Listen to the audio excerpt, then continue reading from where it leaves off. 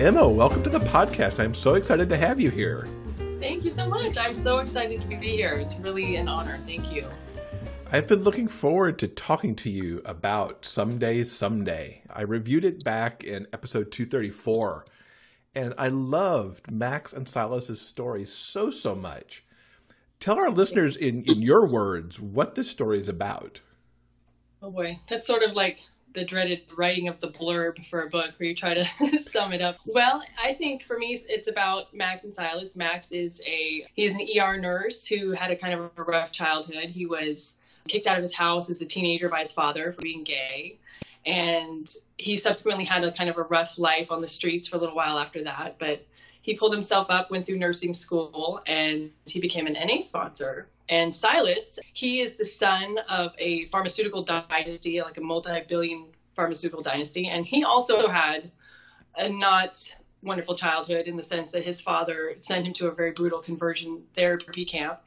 And so when Max gets kind of burnt out being in the ER, he goes to work for Silas's father to take care of him as a personal nurse. And then Max and Silas meet, and I feel like they kind of go through their healing process together as they're going through the process of falling in love at the same time. Which is a good way to put it. And I understand what you mean about trying to blurb the book, even reviewing it, because there's so many components to this story. It's hard to kind of encapsulate it in a succinct sort of way. And I don't want to be like, and then there's this person in faith and this and then overwhelm someone. They're like, I don't know who you're talking about. Like, what is this? So yeah, so essentially, I think that's, if I had to boil it down to, it is that sense of the two characters healing themselves through not fixing each other, but becoming healed through the love for each other. And that's kind of a theme I have in a lot of the books that I write. Mm-hmm. And I liked how they weren't necessarily fixed at the end, but you knew they were certainly on a better journey because of their happily ever after, that they were going to find more peace as they kept going. Right, exactly. Yeah, they weren't just, okay, everything's magically put back together, but they're definitely, as you said, took a huge leap forward in the process and just overcoming a lot of the obstacles that they had, the mental and personal obstacles that they had before. Mm-hmm. What was your inspiration for this story? Because it seems like with all these components, it could have been a lot of things that fell into this book. Well, it actually started out with Max. He was the best friend of a heroine in another book. And I just fell in love with him. The readers fell in love with him. He was such a kind and compassionate character. And I always knew that he would eventually have his own story. It was just a matter of when. And he is a recovering addict. And so I was reading this book called Dope Sick by, I'm going to forget her name, Beth somebody, I'm so sorry. And it talks about the opioid epidemic that is, that's been raging in this country for the past, 15 years or so. And I was reading it just as kind of for research on what maybe Max had been going through. And it really became eye-opening to me about how much of what a serious epidemic it was, and how the addicts were being treated more like criminals instead of the pharmaceutical companies that were perpetrating the drug out. And so I figured I had to incorporate that somehow. It felt kind of irresponsible not to, now that I knew about it, if that makes sense. Mm-hmm. And then, and so it just kind of grew from there. And the more research I did, the more it kind of fed the particular plot of the book. And then I brought in Silas as the heir apparent of this dynasty of pharmaceuticals, and he wants to fix the issue and curb his company's, evil wrongdoings, and it just kind of snowballed from there. How much research had to go into all of it? You mentioned reading that one book, but there are other topics in this story too that I imagine needed a fair amount of research. Yeah, like there's Silas's brother has Asperger's, and so that required a tremendous amount of research, because I never want to portray anybody inauthentically, and especially with a character as important as Eddie was, I wanted to make sure that I had gotten it right, so to speak. So I did a lot of research on that front to see, to make sure that, like I said, I was being authentic to him. And then there's also conversion therapy that Silas had gone through. So for that, I did a lot of research, and that I did mostly reading personal accounts of people who had actually gone through it, because I wanted to get like their firsthand, like the sensations and the feelings and the really deeply personal experiences that they were willing to share, so bravely with us. I wanted to incorporate that as honestly and truthfully as I could as well. So those three things, the opioid epidemic, the Asperger's and the conversion therapy, those are the primary bulks of the research. Although I don't consider Eddie to be that heavy of a character necessarily, only the weight of wanting to be authentic and get it right. But I think I don't know. I loved him so much, and I think he's more of a buoyant character than anything of the weightier topics that we have going on in the book. And I absolutely agree with that. I mean, you've got two supporting characters, one with Eddie and one surprisingly with Silas's, we'll just call her the fake girlfriend with Faith, Yeah. who brings such a, for lack of a better word, I think, a lightness to the story. They're rays of light when they're there. And it's great how you kind of tilted some of the heavy with these characters, and especially Eddie, who really kind of cuts through Silas's and Max's like apprehension around each other, because he sees what needs to happen from the get-go. He's like, come on, guys, you're wasting time. Like, what's going on here? Yeah. And I love that you said that with Faith too, because, Faith started out, when I first thought of her, she came to me as like your tropey, typical kind of like gold digging, harpy, kind of like an enemy of Silas, who was going to cause even more problems because if she wasn't getting her way with, as he progressed and like realized he was in love with Max and was breaking up their union or whatever. But instead I was like, that's so boring. And it's done before, and it's not, and we do need the ray of light.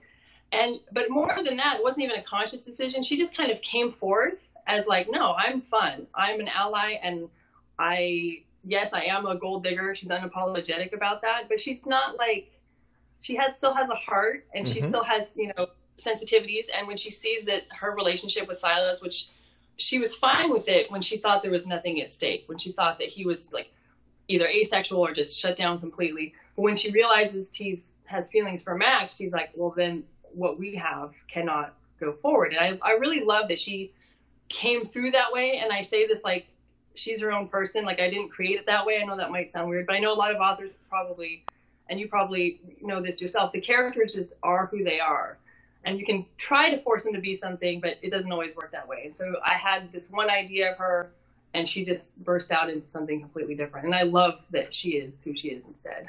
Yeah, her trajectory, because even when you first meet her, I'm kind of like, she's going to be that person, that tropey character that you described.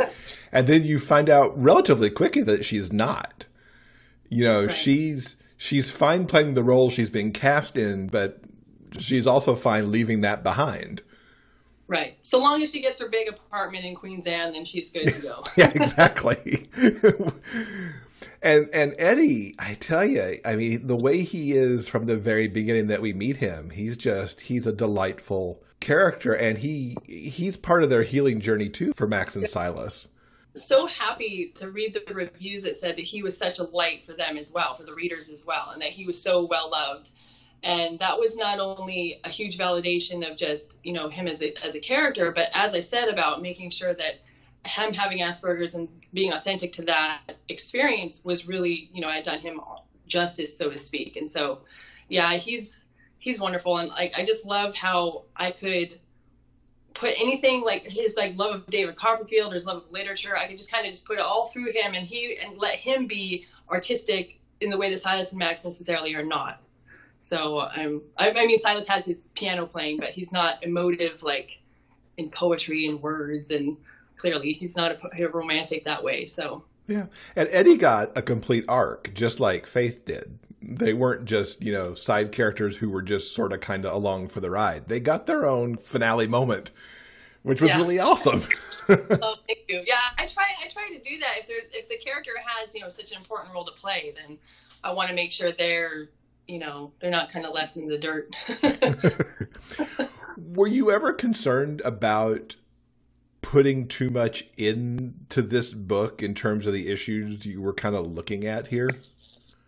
Yeah, I was. And I tried my hardest to keep the opioid data kind of from overwhelming certain scenes. I scaled back. I mean, I could have said a whole lot more. I was trying not to make it preachy. I didn't want it to make it like a treatise on the whole situation or like a thesis paper, but I really wanted to get enough facts out there so that people could understand what was really happening. Because I had no idea. I didn't know until I started doing the research that it was as serious as it was. I'd heard about it, of course, but I had no idea how bad it was. And I had no idea how much the pharmaceutical industry played a role in perpetuating it. And I really wanted that out. And same with the conversion therapy.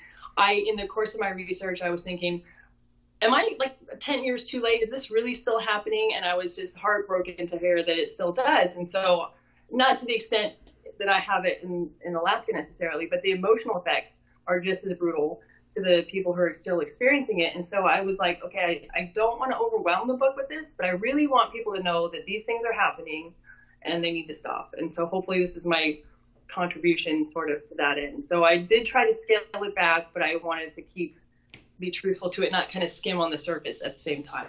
Mm-hmm. And that's certainly the way that it played out. I never felt like I got too much. And just, yeah, your balancing act between the love story and these other things was just well played out through it, because nothing seemed too heavy. Thank you. That was a concern. What do you hope people get from this story?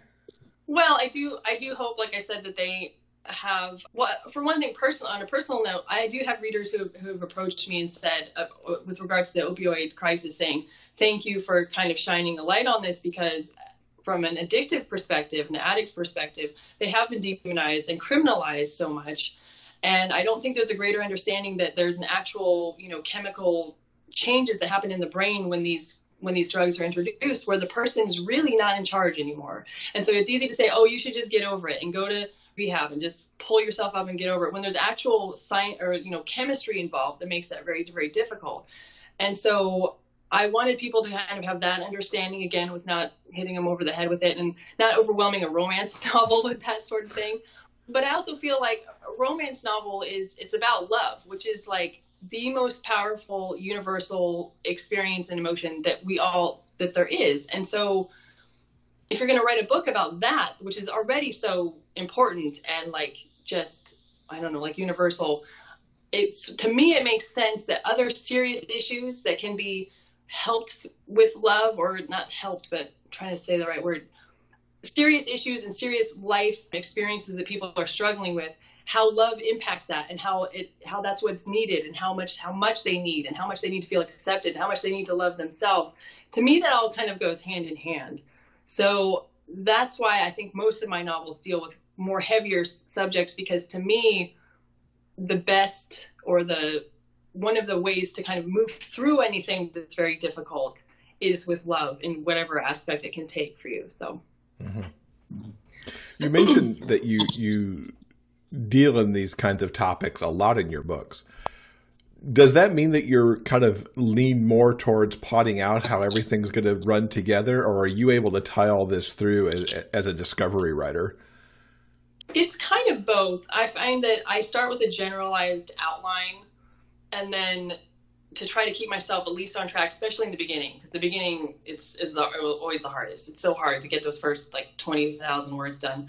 But then I find that either the research or just in the act of writing the characters, the scenes start to expand and they start to go in different directions that I hadn't thought. And so I have to really make sure that I'm open to that and not too rigid and not stick to an outline, or else I'll just frustrate myself and it doesn't work. So I try to let it flow, but I do need a little bit of structure in the beginning, or I can't get it focused.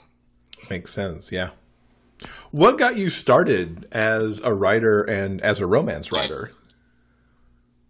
Well, funny enough, I started writing fantasy. Fantasy was my number one thing. Since I was a kid, I was reading Dragonlance and Tolkien and writing my own really crappy versions of their books, trying to I had even orcs, but different kind of orcs, but I always thought I was going to be a fantasy novelist. And I wrote a huge fantasy opus, and then it's no good, so I chucked it and I wrote another one. I mean, we're talking millions of words. And then I was involved in a bunch of magazine articles and contests, and this one contest said, okay, we're going to give you your genre and your object and the location, and one of the genres was romance. And so I had to write a story that had romance in it. And I realized that not only did I love doing that, but I realized that all of my fantasy I'd been writing too had a central romance at its heart that everything kind of else revolved around. They weren't straight action adventure type fantasies. They're definitely romance oriented. So I realized I kind of had been doing that all along. So I just shift focus then and went straight into the into the romance. Looking at your backlist, it's primarily contemporary. Did you just pivot fully into contemporary? Yeah, basically. And I did actually write one. I took one of my fantasy novels that I had been on the back burner kind of, and I resurrected it a little bit. And I beefed up the romance aspect a little bit more, and I did publish that. But I pulled it from the market kind of quickly thereafter because I realized it's going to be about 7 books. And it was really not fair, I felt, to throw out one book and then have readers wait like years basically for the next one. And so I've put it aside until I can kind of get caught up and maybe write a few more. So there's more fantasy in your future there somewhere.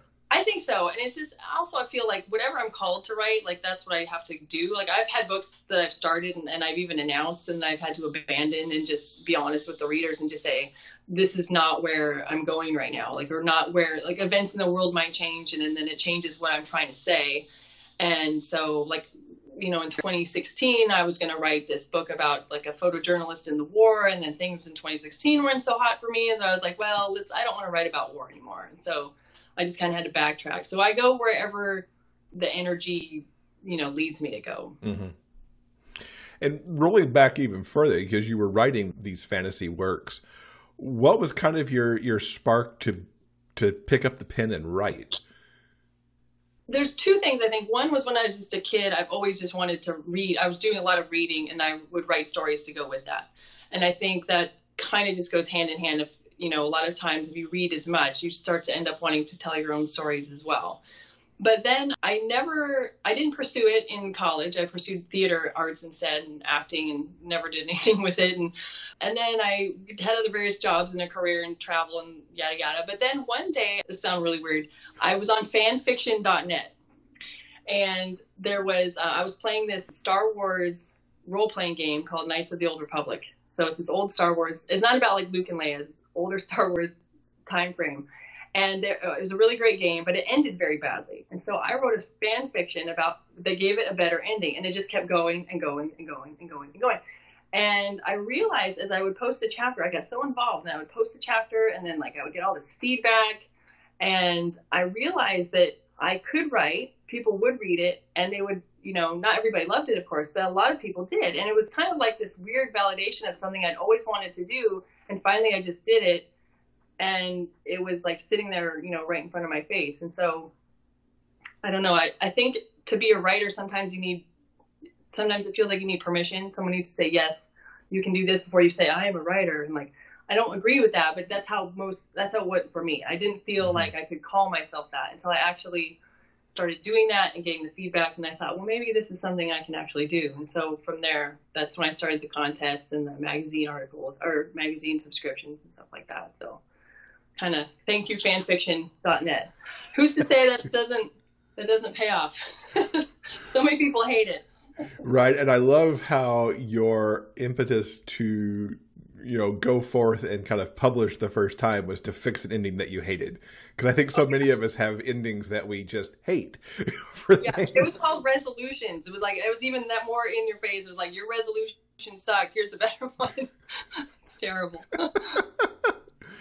Now, Someday is your first book in about a dozen books that you've got out there.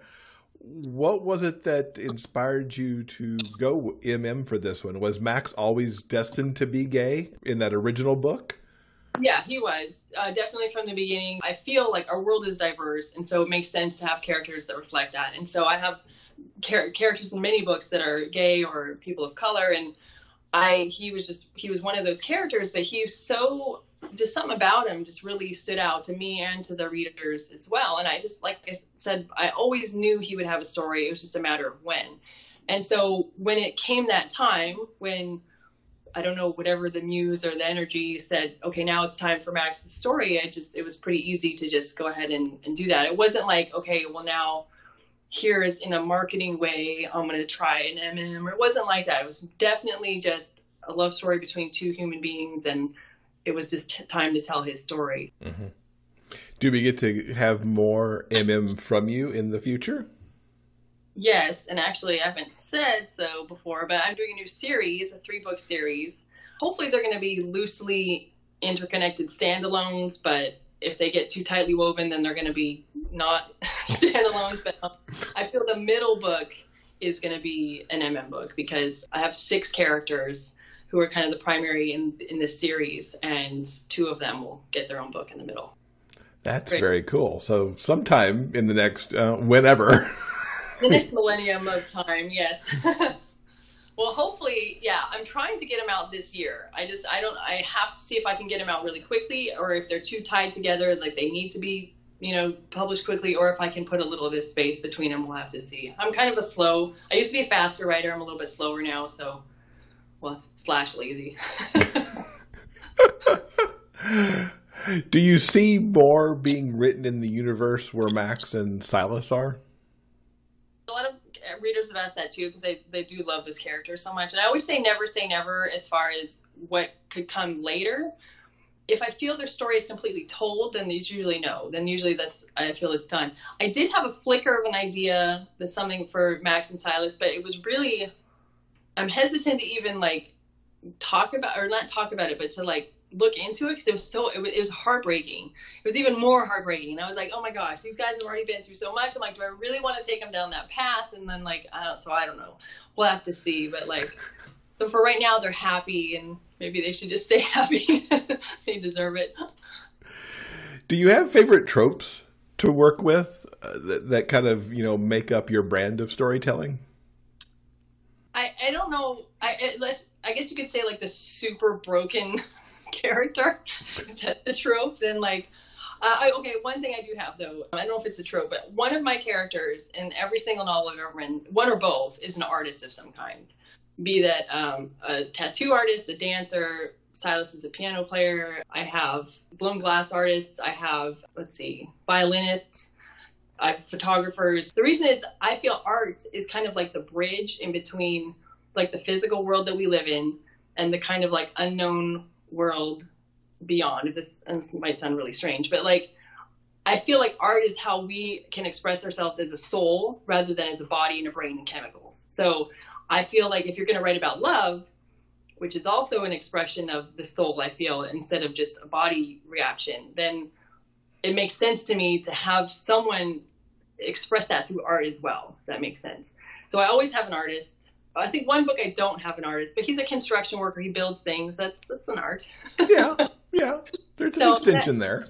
And I really like how I can sometimes start with the art and then the story can go from there. So that it helps me as a writer as well to figure out what it is, what method of art I'm going to be exploring it through. And the piano playing really comes through here because in a lot of ways, to me, that piano playing was the first flicker where they're like, yeah, maybe there's something more here that we can explore. Because I think I said in the review, as I was trying to put it to a trope, they're kind of enemies first, and then they kind of get this truce, and then it's friends to lovers. Yeah, enemies to friends to lovers, yeah. Yeah, that's true. Yeah, and he's, oh yeah, because the piano playing, because of the Bohemian Rhapsody scene, is that what you meant? Yeah. Yeah. I mean, a lot of things happened right there, and it all kind of came together because of the piano playing and the music. Yeah, and Eddie was a big key factor in that as well, because, I hadn't really thought of it that way. I was mostly thinking of Silas as a piano player as far as how he's trying to get his emotions out a little bit by doing that. But yeah, that was a key moment for them where they kind of really, and they came together because of the choice of song as well, I think. And I love that one. It's hard to go wrong with Bohemian Rhapsody, though. I mean, really. True. Cannot go wrong. So what's coming up immediately next for you? So the first book, fingers crossed, in that new series will be next. It's going to be called The Girl in the Love Song. And this series will start with the characters in high school, their senior year of high school, and kind of carry them through into their early to mid 20s. Each book will have that same kind of time lapse in it, I guess. And so that's next. So it's going to be hopefully in the end of April at this point. But again, I'm not setting deadlines because, life is kind of hectic and crazy right now. And so we'll just have to take it one day at a time and see. But that's going to be my next project. Yeah. Excellent. And how can people keep up with you online to find out about all the news that's yet to come? So I have my website is emmascottwrites.com, and that's probably the best place to see what books I have out there right currently. And then I'm trying to work on adding a blog feature, or the blog feature is there. I need to actually type words into the blog and I can start give updates and stuff. Or you can find me on Facebook. My reader group on Facebook actually is probably a good place. It's called Emma's Entourage. And that's where I tend to give everybody the news first. It feels like my little family, my internet family. So I tend to put the news there first, and then it scatters from there. Very cool. We will link up to all of that in our show notes so people can find it, as well as the books that we've talked about. Emma, it's been so awesome talking to you and learning more about Someday. I look forward to reading more from you. No, thank you so much. And so thank you so much for having me too. I'm so honored, and I'm so glad you loved the book. It's pretty special to me. So yeah, so I'm very happy.